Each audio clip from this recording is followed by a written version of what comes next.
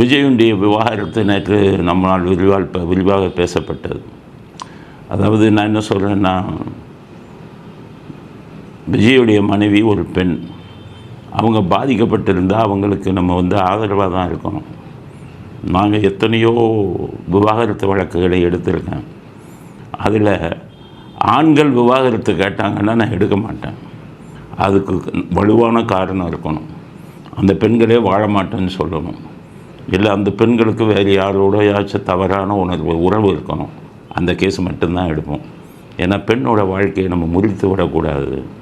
நாங்கள் பண்ண கேஸுங்கள்லாம் பாருங்கள், யாதுலேயுமே பெண்களுக்கு எதிராக நாங்கள் வழக்கு எடுக்க மாட்டோம். ஏன்னா ஒரு வாழ்க்கையை கெடுக்கக்கூடாது அப்படின்னு சொல்லி. அப்படி இருக்கும்போது இதில் நாங்கள் ஏன் நேற்று விஜய்க்கு ஆதரவாக பேசினோம்னா, இது பொலிட்டிக்கலி மோட்டிவேட்டட், அரசியல் பின்னணி இருக்குங்கிறதுக்காக தான் பேசணும். இது எலெக்ஷன் டைமில் போட்டு கொண்டு வராங்கன்னா இதில் திமுக பின்னாடி இருந்து தான் அதை பண்ணுறாங்க. அப்படிங்கிறதுனால தான் நாங்கள் எதிரான கருத்துக்களை சொன்னோம். நாங்கள் தெரிவித்த எதிரான கருத்துக்கள் இவங்களுக்கு சங்கீதா அவர்களுக்கு எதிரானதல்ல, திமுகவின் இரட்டை வேஷத்துக்கு பின்னாடி இருந்து பண்ணுறதுக்கு எதிரான கருத்து. எதுவுமே வெளியிலே தெரியாது. இவங்க பண்ணுறதெல்லாம் யோக்கியத்தனம் எதையுமே வெளியில் காட்டிக்க மாட்டாங்க. ஜனநாயகன் படம் வந்ததில்ல, ஜனநாயக படம் ரிலீஸ் ஆகாததுக்கு காரணமே இவங்க தானே. ஆனால் வெளியில் வந்ததா?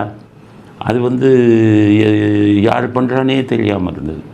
அப்புறம் அங்கே சென்ட்ரலில் போய் பிஜேபி மோடியை போய் இவங்களெல்லாம் நம்ம பராசக்தி குழுவெல்லாம் போய் சந்திக்கிறாங்க. அப்போ தான் தெரிஞ்சது அவங்களுக்கு இவங்களுக்குள்ள தொடர்பு. இந்த படத்தை ரிலீஸ் பண்ண விடாதது மோடஸ் ஆப்பரண்டி. எங்களுக்கெல்லாம் கிரிமினல்ஸ் மோடஸ் ஆப்பரண்டி அப்படின்னா, தான் செய்வதை, தான் செய்யும் குற்றத்தை தான் செய்தோம் என்று வெளியில் காட்டிக்கொள்ளாமல் பண்ணக்கூடியது தான் ஒரு சில குரூப் ஆஃப் கிரிமினல்ஸ்.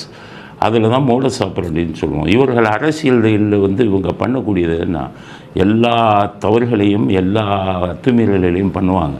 ஆனால் இவங்க தான் பண்ணாங்கங்கிறது வெளியிலே தெரியாது. அது யார் பண்ணாங்கங்கிறதே வெளியிட தெரியாது. அதோட நல்லதை செஞ்சவங்களுக்கு கெட்டது செய்வான். இப்போ எம்ஜிஆர் எடுத்துக்கிட்டிங்கன்னா முதலமைச்சராக இருந்தார். அப்போ பார்த்திங்கன்னா கருணாநிதி அவர்கள் எதிர்க்கட்சி தலைவர். அப்போ என்ன ஆச்சுன்னு கேட்டிங்கன்னா, எம்ஜிஆர் முதலமைச்சராக வந்த உடனேயே அவர் கருணாநிதி அவர்கள் முன்னாள் முதல்வராக இருந்தாலுமே 2 போலீஸ் இன்ஸ்பெக்டருங்களை பாதுகாப்புக்கு அவங்களுக்கு போட்டிருந்தாங்க. அப்போ ஒரு நாள் இறந்து போன மூகாமுத்து அவரை அடிக்க போகிறார் கெட்ட வார்த்தைகளை பேசி. அப்போ ஏற்கனவே இதை சொல்லியிருக்கேன். அந்த கெட்ட வார்த்தை பேசி அடிக்க போனோன்னே அங்கே இருந்த 2 இன்ஸ்பெக்டர்களும் உளவுத்துறைக்கு சொல்கிறாங்க, இன்னும் கெட்ட வார்த்தையில் பேசுகிறாரு, அடிக்க போகிறாரு அப்படி. இப்போ இவர்களாக இருந்தால், திமுக காரங்களாக இருந்து இப்போ ஆட்சியில் இவங்க எதிர்க்கட்சியாக இருந்தாங்கன்னு வச்சுக்கோங்க. எதிர்க்கட்சியாக ஒருத்தவங்க மாட்டுறாங்க, எடப்பாடி பழனிசாமியோ இல்லை மற்றவங்களோ மாட்டுறாங்கன்னா என்ன பண்ணுவாங்க, பாம் வை, இதை முரசொலியில் போடு, சன் டிவியில் போடு, கருணாநிதி டிவியில் போடு, ஃப்ளாஷ் பண்ணு, இவங்க இந்த மாதிரி ஆயிடுச்சு, சொந்த பையன் அடிக்கிறான்னு ஃப்ளாஷ் பண்ணுன்னு போடுவாங்க. ஆனால் அன்றைக்கி எம்ஜிஆர் கையில் அதிகாரம் இருந்தும் அவர் இந்த மாதிரி பண்ணலை.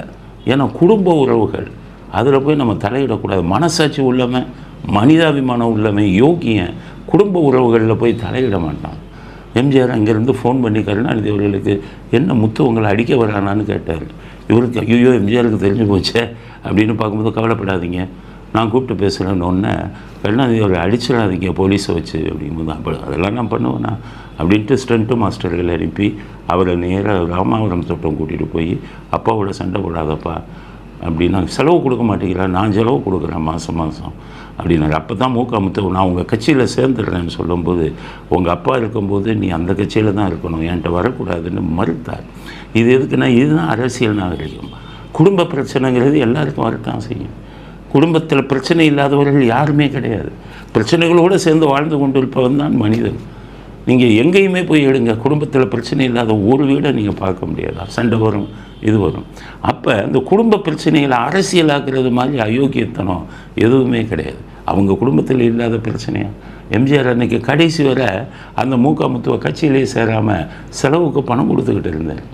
இப்போ அதே எம்ஜிஆர் என்ன ஆனாருன்னு கேட்டிங்கன்னா, 1984 உடல்நிலை சரியில்லாமல் கோமா ஸ்டேஜுக்கு போய் இங்கேருந்து அமெரிக்காவுக்கு கொண்டு போனாங்க. அப்போ நன்றி உள்ளவங்க என்ன நினைப்பாங்க, எம்ஜிஆர் நம்ம பையன் வந்து சண்டை போடும்போது கூட்டிகிட்டு போய் மாதம் மாதம் செலவுக்கு பணம் கொடுத்தாரு. 1947 நமக்கு நண்பராச்சா. அவர் ஹீரோவாக முதலில் நடித்த ராஜகுமாரி படத்துக்கு நம்மளைத்தானே வசனம் எழுத சொல்கிறார், வாய்ப்பு வாங்கி கொடுத்தாரு. அவர் இன்றைக்கி உடல்நிலை சரியில்லாமல் கோமாவில் இருக்கார் அப்படின்னா எவ்வளவு கவலைப்பட்டிருக்கணும் நட்பை நினைத்து. ஆனால் அப்போது அவர் அறிக்கை விட்டார், எம்ஜிஆர் இறந்து விட்டார், அவர் ஐஸ் பெட்டியில் வச்சுருக்காங்கன்னு நெருங்கிய நண்பரை, தன்னுடைய குடும்பத்தில் நடந்த சண்டையை கூட பெருந்தன்மையாக மகனை வந்து பிரச்சனை இல்லாமல் பார்த்துக்கிட்டு மாதம் மாதம் செலவுக்கு கொடுத்த அந்த நண்பரை கொச்சப்படுத்தி பேசினார், செத்துட்டார் அப்படின்னு சொல்லி. நீங்களும் நானும் செய்வோமா? இல்லை மனசாட்சி உள்ள மனிதர்கள் செய்வாங்களா? அதனால தான் நான் அவர்களை வெறுக்கிறேன். அரசியல் வேறு, சொந்த வாழ்க்கை வேறு. இப்போ பார்த்திங்கன்னா இந்த நான் ஏற்கனவே சொல்லியிருக்கேன், சன் டிவியில் இந்த சன் டிவியே பார்க்காதீங்கன்னு சொல்கிறேன். ஏன்னா இந்த பிரச்சனையை இங்கே பாருங்கள், விஜய் படத்து பாட்டிலேயே பாட்டை போடாமல் இருந்த அதே சன் டிவி சன் மியூசிக்கில் வெறும் ஒரு விஜய் அந்த சினிமா நடிகை 2 பேரும் நடித்த பாட்டையாக போட்டு கேடி அடிச்சுக்கிட்டு இருக்காங்க. அவங்க 2 பேரும் ஆடின பாட்டு யோகியர்களா, நீங்கள்லாம் உத்தமர்களா? எவ்வளவு கதை! நான் கதை சொல்லட்டுமா என்னன்னு? நீங்கள்லாம் அதில் நியூஸில் என்ன சொல்கிறாங்க தெரியுமா? நடிகையுடன் உறவு தலைப்பு, அவமானம், திருந்தவில்லை, இப்படியெல்லாம் போடுறாங்க சன் நியூஸில். இந்த டிவியெல்லாம் பார்க்கலாமா நம்ம? ஒருத்தருக்கு பிரச்சனை வந்த உடனே கேலி கிண்டல் நீங்கள்லாம் யோகியர்களா? நான் கேட்குறேன்ப்பா, இன்றைக்கி இருக்கிற இளைஞர்களுக்கு தெரியாது. உங்கள் தலைவருக்கு முதல் கல்யாணம் நடந்ததை என்னாச்சு? குழந்தை பிறந்தோன்னா அந்த அம்மா இறந்தாங்க, என்ன போட்டிங்க நியூஸு? என்ன அப்போ அந்த இறந்தாங்களே அந்த அம்மா, அவங்களுடைய அண்ணன் என்ன புகார் கொடுத்தாரு? என் தங்கையை கொன்று விட்டார் அப்படின்னு கொடுத்தாரா இல்லையா? நீங்கள் என்ன இவங்களா? அன்றைக்கி உங்களை பற்றி உங்கள் டிவியிலையும் இதுலேயும் போட்டிருந்தால் உங்கள் கதி என்ன இருக்கும்? அவமானம், வெட்கம், சினிமா நடிகைகளுடன் உறவு அப்படின்னு தலைப்பு போடுறாங்க. உங்கள் இதில் சினிமா நடிகைகளோட எங்கெங்கே யார் எப்பப்போ உறவு வச்சாங்கன்னு சொன்னால் நாடு நாரி போகாதா? உங்கள் முகத்தை உங்கள் இதை திரும்பி பார்க்க வேணாமா? இந்த மாதிரி இதில் இந்த மாதிரி கேலி கிண்டல். அதனால தான் இந்த கூட்டத்தை நான் வெறுக்கிறேன். அரசியல் வேறு, சொந்த வாழ்க்கை வேறு. இவர்கள் அரசியலில் ஜெயிக்க வேண்டுமென்றால் சொந்த வாழ்க்கையவே கொச்சப்படுத்துவாங்க. எம்ஜிஆர் காலத்தில் இருந்து இதைத்தான் பண்ணிக்கிட்டு இருக்காங்க. அதனால தான் இந்த கூட்டத்தை நான் வெறுக்கிறேன். நான் எதுக்காக இதை சொல்கிறேன்? நான் இதையே வழக்கமாக கொண்டிருப்பவர்கள் நாகரிகமான அரசியலை உங்களுக்கு தெரியாது, மோசமான அரசியலை அவங்க பண்ணிக்கிட்டு இருப்பாங்க. அதனால தான் சன் டிவி இப்படியெல்லாம் போடலாமா கொச்சப்படுத்தி? சரி விஜயை போடுறீங்க, அந்த இன்னும் ஒரு நடிகையெல்லாம் அப்படி கொச்சப்படுத்தி போடலாமா? அவங்களெல்லாம் அசிங்கப்படுத்தலாமா? இவங்க சங்கீதாவே அந்த பெட்டிஷனில் அந்த நடிகை பேரை போடல. நீங்கள் மட்டும் அந்த நடிகை நடித்த இதை போட்டு அவமானப்படுத்தினா உங்கள் குடும்பத்தில் பெண்கள் இல்லையா? உங்கள் குடும்பத்தில் இவங்கெல்லாம் இல்லையா? அதனால தான் சொல்கிறேன், சன் டிவியை பார்க்காதீங்க, யாருமே பார்க்காதீங்க, சன் நியூஸ் எதையுமே பார்க்காதீங்க. இவர்களெல்லாம் சுயநலவாதிகள், மனிதாபிமானம் மனசாட்சி இல்லாதவர்கள், சொந்த வாழ்க்கையை வந்து கொச்சப்படுத்தி எலெக்ஷனில் ஜெயிக்கணும்னு நினைக்கிறவங்க. அதனால் சன் டிவிக்கு கடுமையான கண்டனத்தை அனைவரும் சார்பாக எல்லா எதிர்க்கட்சிகளும் சொல்கிறேன், கண்டனம் தெரிவிங்க, பார்க்காதீங்க. பார்க்குறதுனால தானே நம்மளை வச்சு பணம் சம்பாதிச்சுட்டு இந்த மாதிரி கேடுகட்ட விஷயத்தெல்லாம் போடுறாங்க. அப்படிங்கிறது தான் இப்போ இதன் தொடர்பாக வந்த செய்தி. இப்போ நேற்று சொன்னாங்க அந்த நடிகை பேரை வந்து பிரபலமாக போட்டாங்க. ஆனால் விஜயையும் அவரையும் இணைச்சு மனைவியும் வந்து பேரையும் சொல்லலை. இன்றைக்கி சினிமாவில் ஒரு பிரபல பெண் பாடகி, அவங்க வீடியோ வந்திருக்கு, நான் போட விரும்பலை, சொன்னதை மட்டும் சொல்கிறேன். அவங்க என்ன சொல்லியிருக்காங்க, அந்த நடிகை பேர் சொல்லி, இவர் விஜய் வந்தால் அவரை கல்யாணம் பண்ணிக்கிறணும்னு கேட்டால் கூட அவங்க ஒத்துக்க மாட்டாங்கங்கிறாரு. ஏன்னா அவங்களுடைய நாட்டமே வேறு ஆளுங்கிட்ட இருக்குங்கிறாரு. அவன் பேரையே சொல்கிறார், ஆளுங்கட்சியின் இளவல் பேர் சொல்கிறார். இந்த இதில் பாருங்கள், ட்விட்டரில் ஓடிக்கிட்டு இருக்குது, ஆளுங்கட்சியின் இளவல் பேர் சொல்கிறார். அங்கே தான் அவங்களுக்கு நாட்டம், அவங்க வீட்டை மருமகளாக போக வேண்டியவங்க இந்த பெண்ணுன்னு சொல்கிறாங்க. இதை நான் போட்டு கொச்சைப்படுத்த விரும்பலை, ஏன்னா அந்த பெண் பேர் சொல்கிறாங்க. அதை போட்டால் அந்த பெண்ணு மேலே வந்து நமக்கு இது வந்துடும், அதுக்கு தான் சொல்கிறேன். அதனால தான் நேற்று போட்டதில் கூட பாவம் அந்த இவங்களை வந்து ஏமாத்துறாங்க வக்கீலுங்க. இது டிஎம்கே எப்படின்னு கேட்டிங்கன்னா, நமக்கு அரசியல் ஆதாயம் வந்தால் போதும். அந்த பெண்ணுடைய நலனை பற்றி யோசிச்சிங்களா? உங்கள் திமுகவை தான் கேட்குறேன், தூண்டி விடுறீங்களே. ஒரு நல்ல வக்கீல் வச்சு போட வேணாமா? அந்த பெண்ணு போய் செங்கல்பட்டில் போடலாமா? அப்போ எங்கே போடணுன்னீங்கன்னா, சட்டம் என்ன சொல்லுதுன்னா, உங்கள் திருமணம் எங்கே நடந்ததோ அங்கே நீங்கள் போடலாம். இல்லை நீங்கள் கணவனுடைய எந்த வீட்டில் வசிச்சிங்களோ அங்கே போடலாம். இல்லை இப்போ அந்த பெண் எந்த வீட்டில் வசிக்கிறாங்களோ, பெற்றோர் வீட்டில் வசிச்சிருந்தா அங்கே போடலாம். இல்லை திருமணத்தை எங்கு பதிவு செய்தார்களோ அங்கே போடலாம். இப்போ சங்கீதா அவர்களை பொறுத்தவரை அவர் ஒரு ஹிந்து, விஜய் வந்து ஒரு கிறிஸ்தவர். அதனால் இது ஹிந்து மேரேஜ் ஆக்டில் இந்த கல்யாணம் நடக்கலை. மாற்று மதத்தில் கணவனும் மனைவியும் இருந்தால் ஸ்பெஷல் மேரேஜ் ஆக்டுன்னு அது இருக்குது, அதில் தான் அவங்க பதிவு செஞ்சுருக்காங்க. இவங்க திருமணம் பண்ணுறதுக்கு முன்னாடியே பதிவு செஞ்சுருக்காங்க லண்டனில். ஏன்னு கேட்டிங்கன்னா, அந்த பெண் வந்து சிட்டிசன், பிரிட்டிஷ் சிட்டிசன், இலங்கை பிரஜை அவங்க. அதனால் அவங்களுக்கு வீசா ப்ராப்ளம்லாம் வரும்னு சொல்லி கல்யாணத்துக்கு முன்னாடியே அங்கே பதிவு செஞ்சுருக்காங்க. அது நிறைய இங்கேயே பண்ணுறாங்க. வீசா ப்ராப்ளம் வரும்னு சொல்லி கணவன் மனைவின்னு கல்யாணத்துக்கு முன்னாடி லண்டனில் பதிவு செய்கிறாங்க. ஆனால் அதற்கப்புறம் திரும்ப சென்னைக்கு வந்து எக்மோரில் இந்த மெய்யப்ப இதுன்னு வரும் கல்யாண மண்டபம், பெரிய கல்யாண மண்டபம், ராணி மெய்யம்மை அப்படிங்கன்னு வரும். அந்த கல்யாண மண்டபத்தில் இந்து முறைப்படி கல்யாணத்தை நடத்துகிறாங்க.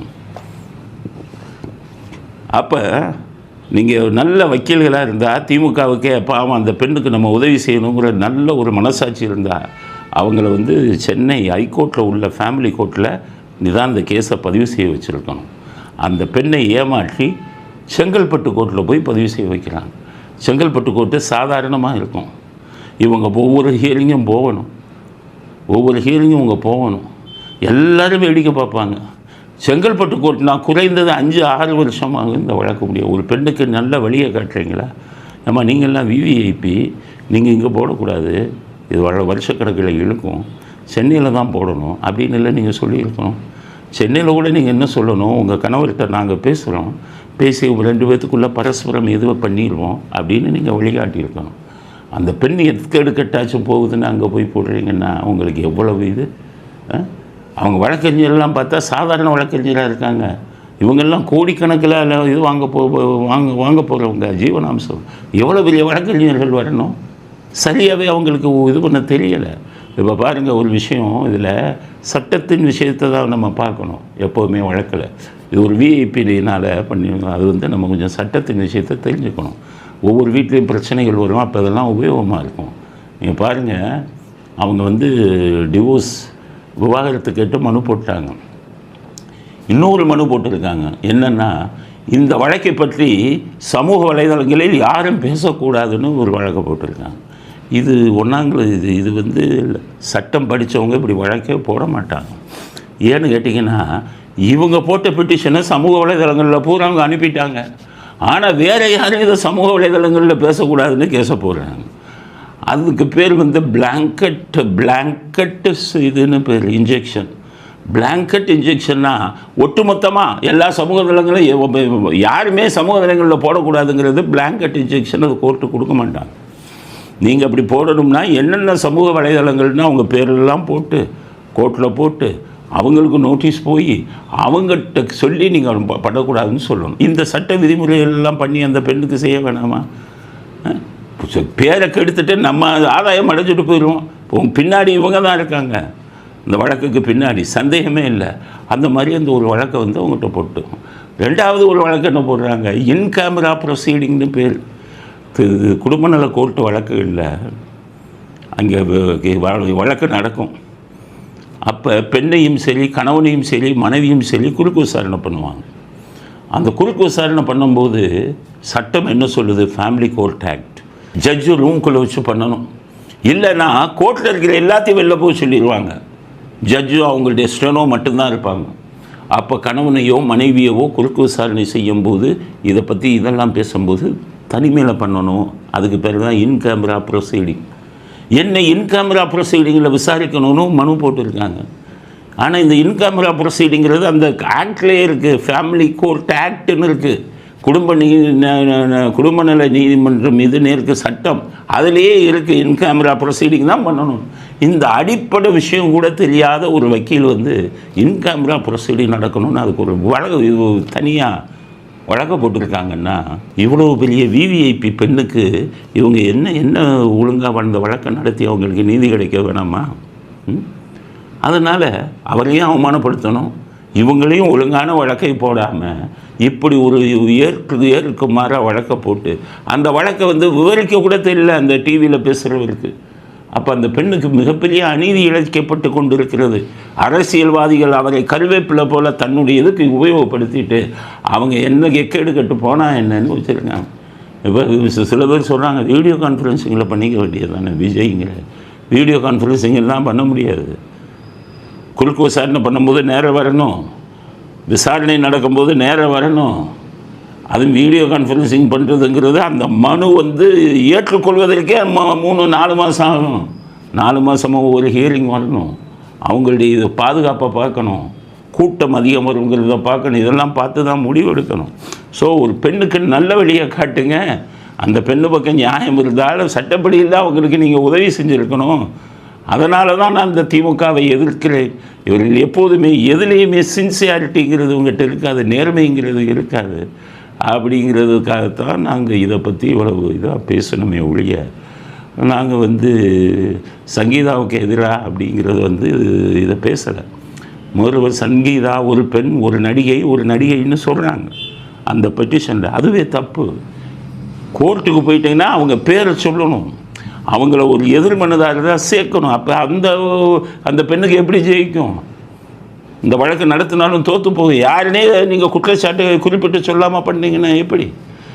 அவங்க சொல்லக்கூடிய நடிகை யாருன்னே எல்லாருக்கும் தெரியும். ஆனால் இன்றைக்கி அதே சினிமா துறையில் சேர்ந்து அவங்க ஓப்பனாக பேசுகிறாங்க. அந்த பெண்ணை இவர் கல்யாணம் பண்ணிக்கிட்டணும்னு நினைச்சாலே அந்த பெண்ணு படாது. அந்த பெண்ணுடைய நாட்டமெல்லாம் வேற ஆள் மேலே இன்னொரு பெண் நடிகையும் இளவலையும் பற்றி சொல்கிறாங்க. அதில் அந்த வீடியோவை பாருங்கள், அது கொச்சையாக இருக்கிறதுனால போட விரும்பலை. ஸோ இப்படி போய் கொண்டு இருக்கிறது அரசியலை எங்கே கொண்டு போய் பண்ணணும்னு. அதுக்குள்ளே அந்த உங்கள் கூட்டணி கட்சியில் சேர்ந்த ஒரு ஆள் விஜய் முடிஞ்சு போச்சு. நேற்று 5 மணியோட உங்கள் கதையெல்லாம் எடுத்து விட்டால் ஆயுள் பூரா நீங்கள் வர முடியாத இன்னொருத்தரை பற்றி இது பண்ணி. அதனால் இப்போ ஸ்டாலினுக்கு தெம்பு வந்துடுச்சு. இன்றைக்கி பார்த்தீங்கன்னா எல்லாரும் கூட்டணியெல்லாம் கூப்பிட்டாரு. இதுக்கு முன்னாடி 9 கட்சி கூட்டணி, இப்போ 15 கட்சி கூட்டணி, எல்லாத்துக்கும் ஒரு சீட். இந்த கருணாஸ் அவருக்கெல்லாம் ஒரு சீட்டு, எஸ்டிபின்னு ஒரு முஸ்லீம் அமைப்பு இருக்குது அதுக்கு ஒரு சீட்டு, அன்சாரி தமீம் அன்சாரின்னு அவருக்கு ஒரு சீட்டு, மனிதனே இது எல்லாம் இஸ்லாமிய அமைப்புக்கு சீட்டு, IUML இந்தியன் யூனியன் முஸ்லீம் லீக் அதுக்கு சீட்டு, தனியரசுன்னு அந்த கொங்கு பகுதி கொங்கு மக்கள் கட்சி ஈஸ்வரன் அவருக்கு ஒரு சீட்டு வாரி வழங்குறாங்க. தோற்று போயிடுவோன்னு தெரிஞ்சு 15 கட்சி கூட்டணி. ஆக எல்லாம் நல்லது நடக்கிறது நாட்டுக்கு. ஏன்னா நான் போட்ட கணக்கில் காங்கிரஸ் மட்டும் உங்கள் கூட்டணியில் சேர்ந்தால் கிட்டத்தட்ட 70-80 தொகுதியில் கூட்டணி கட்சிகள் நிற்கும். 70-80 தொகுதியும் எதிர்கட்சிக்கு வந்துடும். அதனால் ஸ்டாலின் புத்தியை கெடுத்துட்டு அருமையாக உருவாக்கியிருக்காங்க. நிறுத்துங்க, நம்பத்து கட்சியை சேருங்க. நீங்கள் எதிர்கட்சி எங்கெங்கே உங்கள் கூட்டணி கட்சி எங்கெங்கே நிற்குதோ அங்கே போனால் எதிர்கட்சி ஜெயிச்சுடுவாங்க. ஆக நீங்கள் ஒரு 150-160 நின்னா போனதில் மெஜாரிட்டியே வராது. எல்லாம் இல்லை சாரில் வந்து போச்சு. உங்களுக்கு ஒரு 60-70 லட்சம் போயிடுச்சு. அதை ஈடுகட்டத்தான் வர்றவங்களுக்கெல்லாம் சீட்டுன்னு கொடுத்துக்கிட்டு இருக்காங்க. ஆக இது வந்து தேராத கேஸு. இவங்களுடைய கூட்டணி இது வந்து சரியான பாதையை நோக்கி சென்று கொண்டு இருக்கிறார்கள். இதோடு இவர்கள் இது காலி. இந்த விவகாரத்தை வழக்க சொன்ன உடனே விஜய்க்கு அவனை ஓட்டு போட மாட்டான்னு பகல் கனவு காங்குறீங்களா? நீங்கள்லாம் எப்படிப்பட்ட குற்றச்சாட்டை வாங்கிட்டு நீங்கள்லாம் நாட்டை ஆண்டுட்டு போகலையா?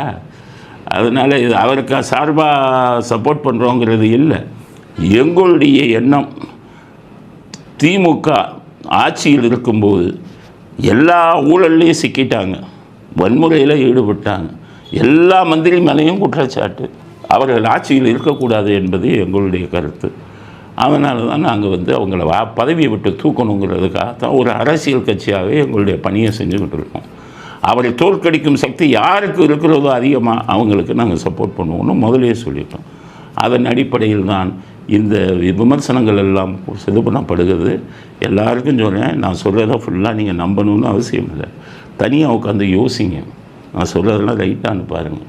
பாவம் அந்த இவங்களை வந்து கடவுள் தான் காப்பாற்றணும் சங்கீதாவை, அவங்கள போட்டு இந்த வழக்கை வந்து இது பண்ணி அதில் அவங்களுக்கு ஒழுங்காக இந்த வழக்கு முடியாத அளவுக்கு கொண்டு போயிடுவாங்க அப்படிங்கிறதுக்காகத்தான் இந்த கருத்தை நேற்றும் இன்னைக்கும் இந்த கருத்தை பதிவு செய்கிறோம்.